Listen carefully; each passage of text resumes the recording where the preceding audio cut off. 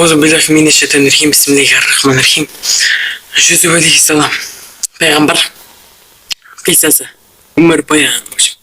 Жүсіп сол уақытта Жүсіп алейхиссалам әкесіне әкетайым, рас мен түсімде 11 жұлдыз және күн мен айды маған сәжде қылғанын көрдім деді. Жүсіп сүресі 4-ші аят. Осылайша ол Жүсіпті жерге орналасып, оған түс жоруды үйреттік. Сонда 21-ші аят. Жүсіп алейхиссалам, Раббым, бұлардың мені істеуге шақырған істеріне маған заңды, сүйкімді керек. Егер бұл қатындардың сұмдықтарын менімен бұйырмасын, оларға бейімдеп надандардан боламын деп тіледі. Сонда 30-ші аят. Жүсіп алейхиссалам, әкетай, міне бұрынғы көрген түсімнің жоруы рас. Раббым оның хақиқатқа шығарады. Сондай-ақ шайтан мұсылман туыстарымен мен арамда бұрыннан кейін мен апақтыдан шығарып, сарқадан сендерді келтіріп, маған рас иілік істеді. Сонда 99-ші аят. Айып, Жүсіп, Мұса және Харун алейхиссаламдарға тура жолы көрсеттік. Анғам сүресі 83-ші аят. Расына Мұса алейхиссаламның бұрына Жүсіп алейхиссалам сендер дәлелдерімен келген еді.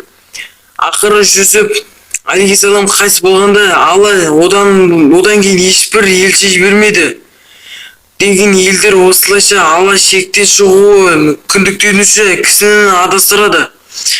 Ақырып сүресі 34-ші аят. Құрандағы толық баяндалатын пайғамбарлық тақуа оның атымен аталған сүреде Жүсіп алейхиссаламның өміріне не бір ауыр кезеңде ел билеуші болған дәрежесіне дейінгі жүріп өткен жолы сенімді баяндалады. Жалғыз Алла Тағала сеніп оны жолын насихаттаумен бірге Жүсіп алейхиссаламның ақылды бірлігі мен халал ахуалын ажарлыққа, басқа да тұрмыс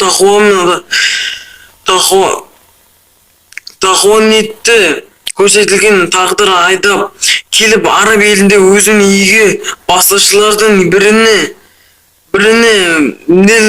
өзінен айналдырады.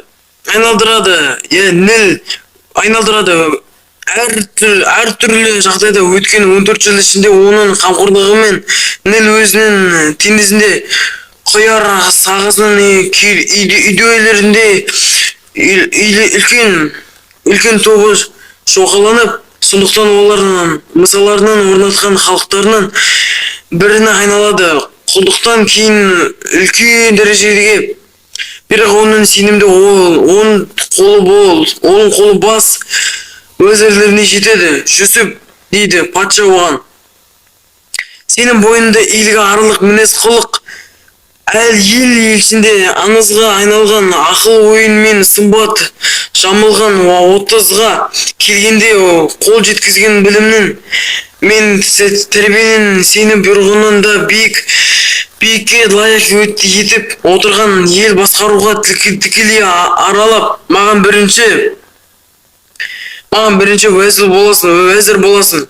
Енді игілігіне күш қуатыңды аямай, қолынан келгеннің бәрін істетін бол.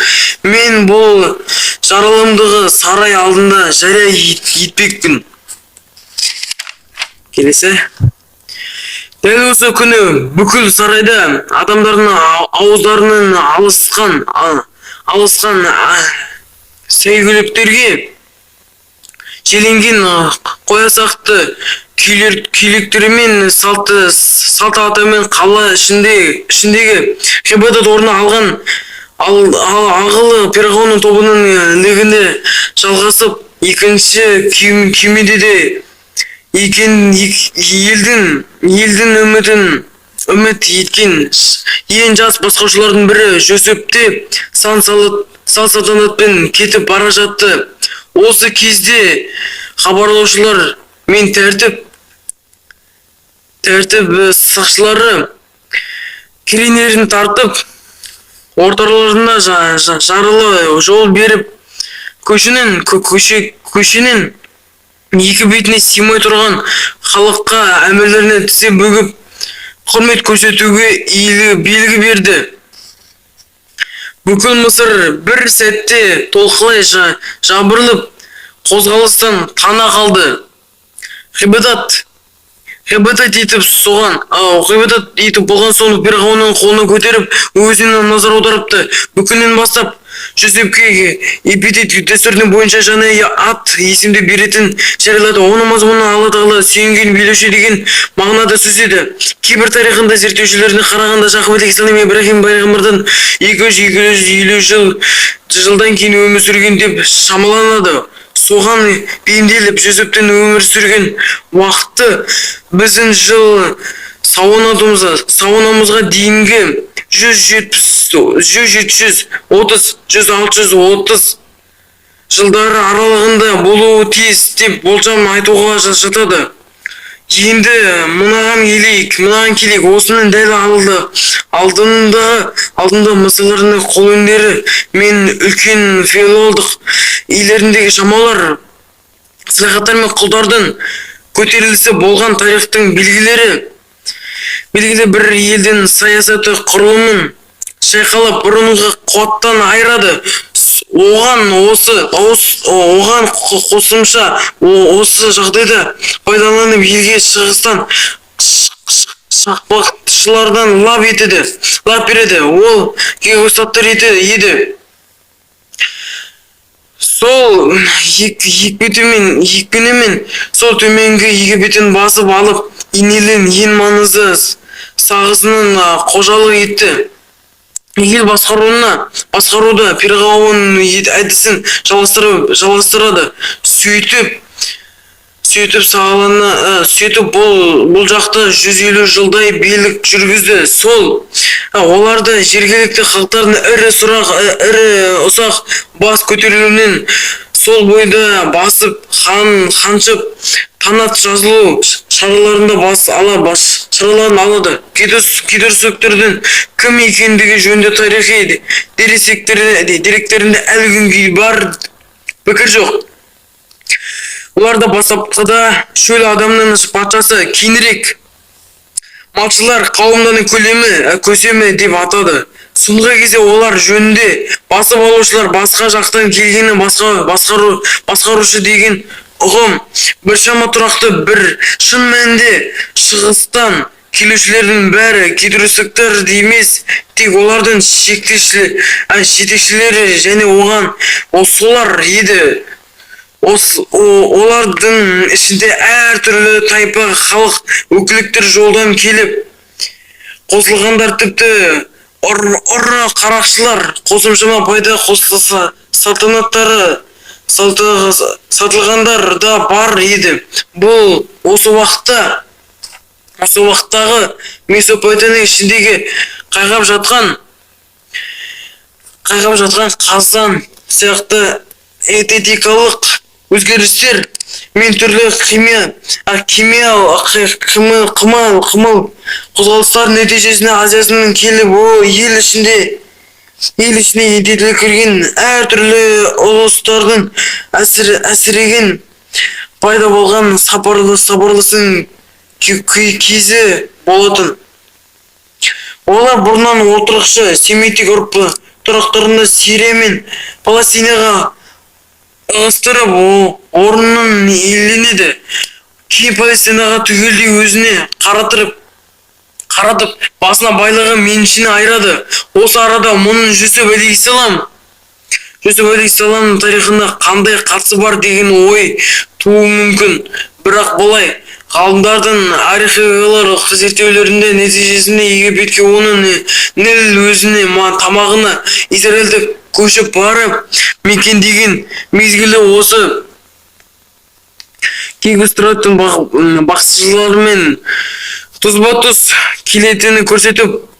Осыған қарап Жүсіп алейхиссаламның көмегімен Жақып әулетіндегі Египетке қоныс аудару не, осы басқыншылықтар тұсына не, одан сәл кейінірек болуы мүмкін деп тұжырымдарға негіз бар сияқты. Жақып алейхиссалам пен оның балалары мысырлардың құшақ жайып қарсы алуына да кейбір себептері осында болып шықпасын. Елді жаулап алған тайпалардың арғы түбіндегі Жүсіп алейхиссаламмен қандас болуы көп ықпал етіп қоймай, оның пайдасына да шыққан болуы тиіс. Сондықтан өздері секілді Азияда шыққандары бұл жерден көбірек болуы қалау заңдары құбылыс. Бұл олар үшін шет болмайтыны белгілі. Израиль тарихшы Исефлаеви оларды өз қандастарым деп айтса, ал Египеттің біздің дәуірімізде кейінгі XAV ғасырында жазбаларында Мысырлға келіп сіңіп кеткен сол ханның көшпенділері туралы отандайлары мәліметтер желі кездестіреді. Франция египеттологы Пьер Монте Египет және Инжил кітабында Жақып алейхиссаламның Ніл өзінің теңізге құятын сағасының жағасындағы көсем жерінде тұрды деп кездестіреді. Ал Жақып болса, ел сол аймақты орталығында тұрып, болашақ басшылық жасаған әкесін қарсы алып, ол жөніндегі перғауынға сол бойында хабарлануды қарағанда екеуінің арысы қашық болмаған. Сондықтан ол кездегі орталық қазірге оны ғана белгілі Абрасис қаласы болуы тиіс деп шамалануда. Перғауынның одан кейінгі 18 әулеті орналықты Физа қаласында көшірілгені де тарихта бар. Ең соңғы сауал: Мысыр елінде осынша әділ билік жүргізіп халқын сақтап қалған Жүсіп алейхиссалам жөніндегі Египет тарихында не айтады? Анғанғанда ол жөніндегі ештеңе сақталмаған. Сондай Жүсіп алейхиссалам айтады, анғанда жөніндегі алмайды. Әлде мұның басқа себебі болды ма? Тін еңбегі өз басынан қалай алмайды? Бұл бәле басқа себеп болды ма дейді. Шынында да оның өз себебі барды дейді. Мысырлықтар басқаны болып келген кейөсіктерден өлердей жек көрді. Бұл табиғи көрінісі жалпы сырттан келіп, сондықтан олар кейөсіктер бастаған уақытты өз тарихынан бір жола сызып тастаған. Ол жөніндегі барлық құжаттары жоқ етті. Басқыншылардың ел басқарған дәуірі жөніндегі жұмған ауыздарынан ашпай, оны еске алып айтудың өзі қорлық деп білді. Тарихтағы өз көзді ештеңе болмағандай оралып шешіресі 1730 жылдары үзіліп аққандық болып қалады.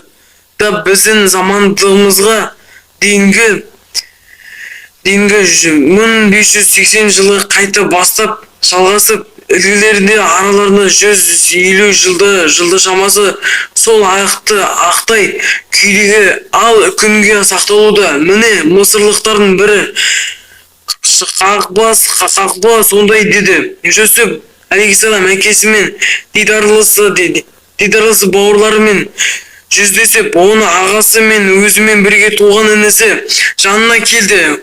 Олар түгіл елепет етіп тізерледі. Жүсіп алейхиссалам қолынан көтеріліп, Алла Тағаланың шипағаты мен мархабатына ризалық ниет көрсетті. Ей Раббым, деді ол жарбаланып, сені ғана күштісің, барлық бейлі өзіне күш қуат бердің. Түс жорудың үйретіп, бағдардың уа жермен өзіне күш қуат бердің. Түс жоруды үйретіп, көктің ниесі пәні жалған мен бақи дүниеге қабысы өзіне тән елді біздің кемшілігімізді кешіріп жарылқай көр. Емес тек өзіне ғана сеніп сәжде қыламыз. Бастай бер. Бізді дұрыс жолына Мысырлар жерінде келген соң әкесі Жақыпты да 17 жыл қазық көрді. Өлердің алдында 12 ұлын шақырып алып, олардан 12 буын ұрпақ тарататын айтты. Денесі бұзылмайтын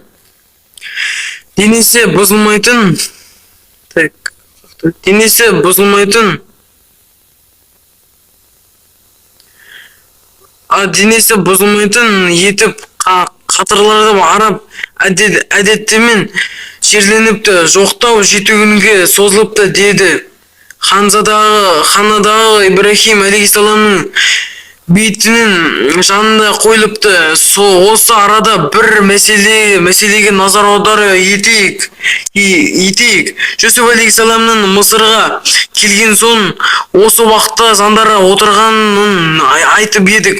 Bir қазығы бұл елде сол заңдан әлі күнге дейін сақталып келеді екен.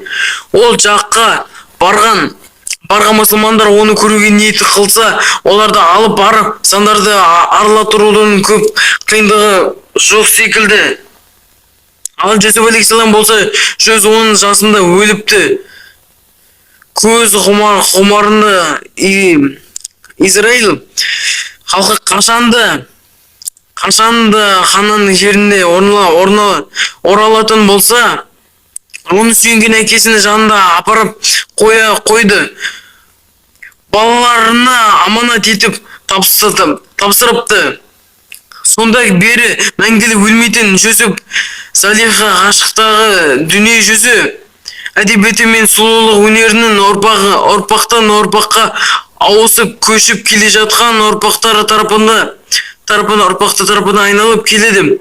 Талай шайырлар мен көркем сөз шеберлері ол өз жөнінде қалам тәрбиелеп күш санасып, сонау 5 ғасырда Залиханың махаббаты атақты Рудахи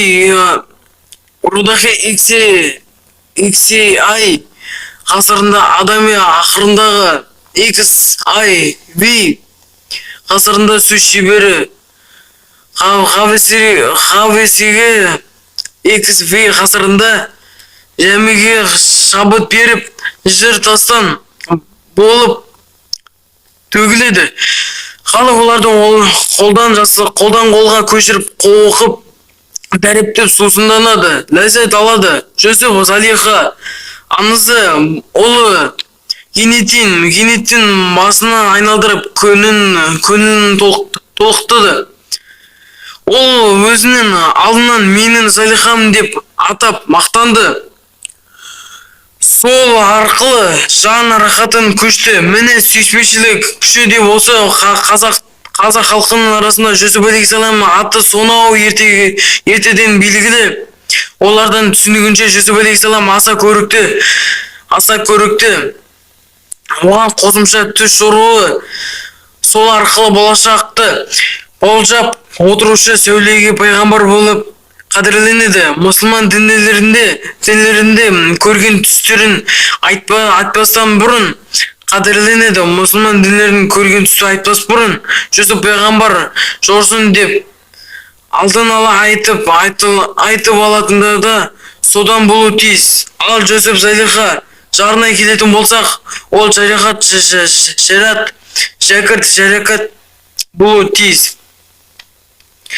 Сайпул Мәлік сияқты асыл әдебі қазаналардың адамзаттың рухани құндылықтарының қатарында болып есептелінеді.